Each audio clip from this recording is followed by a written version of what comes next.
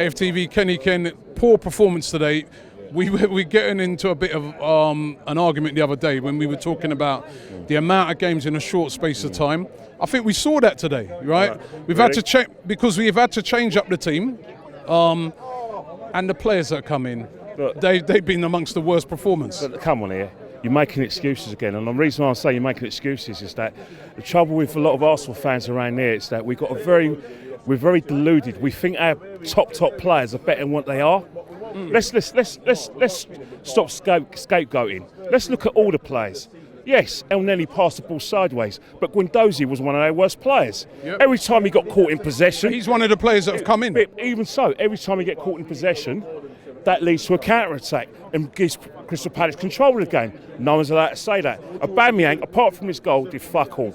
Let's be honest, it was awful. But we're not going to criticise him, are we? We're going to criticise the lower grade players because it's easy to do that.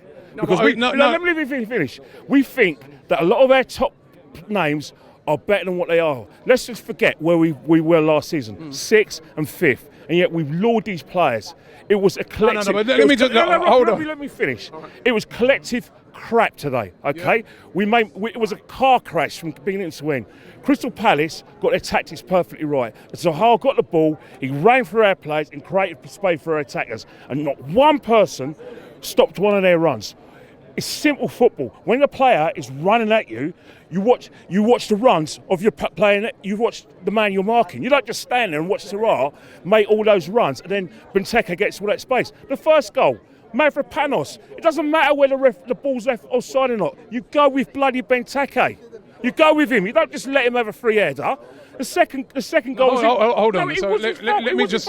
Even though you say it's offside, I want to make the point, right, that I'm making, right, is that the first goal wasn't offside. Carl Jenkinson played. Wasn't offside. Hold on. Carl Jenkinson played Benteke onside. I've seen it. Hold on. Yeah. Right. The second goal, Mustafi, mistake, right? Yeah. The third, I'm saying that it's the players that you said the ball kept going through the midfield.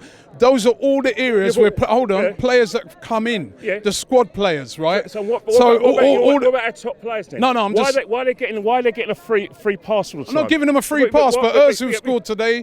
Aubameyang scored today.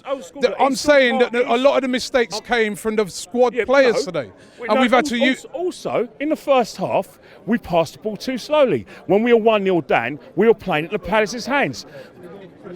Ozil, Guendouzi were passing the ball too slowly. So what was happening is that Ward, Wan-Bissaka, Scott Dan and Kelly were able to get in position. They made it easy. It was only when we brought Iwobi on in the second half, then we opened them up, then we got back into the game. Because what he did is that Iwobi created chances, our players can run onto the ball. No one wants to talk about that. They want to talk about the individual errors, but we didn't do enough to get back in the game. That's what I'm trying to say. Can we make the top 4 still? Like this, no way, because simple reasons that this is. What's your gut feeling? My gut feeling is no, because simple reasons that we're not. This is not over. We're going to see another performance like that. We're going to see individual errors from not just the players who we're going. You can mention. We're going to see situations where some of our top names are going to turn up. Aubameyang, apart from the fact that he scored goals, and I love the fact he scores goals. His work rate's is not anonymous.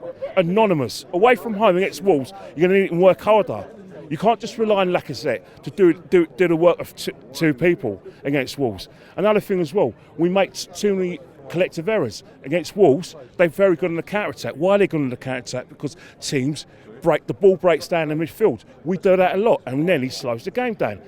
Even Torreira, who everyone sings with, he makes individual errors. Because what Torreira does is that when he makes when he tries to tackle out 4 or 5 people, he leaves gaps which people can run into. I don't think you can complain and argue today that the players that have come into. Hold on, because we had this argument the other day. Yeah, the players that have come in today have flopped big time, and they cost us a game.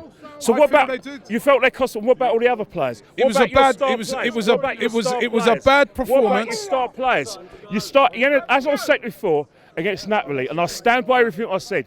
You want to challenge for the title, you're going to need 13 points or more away from home, and you're going to need 90 points. This is not a 90-point team.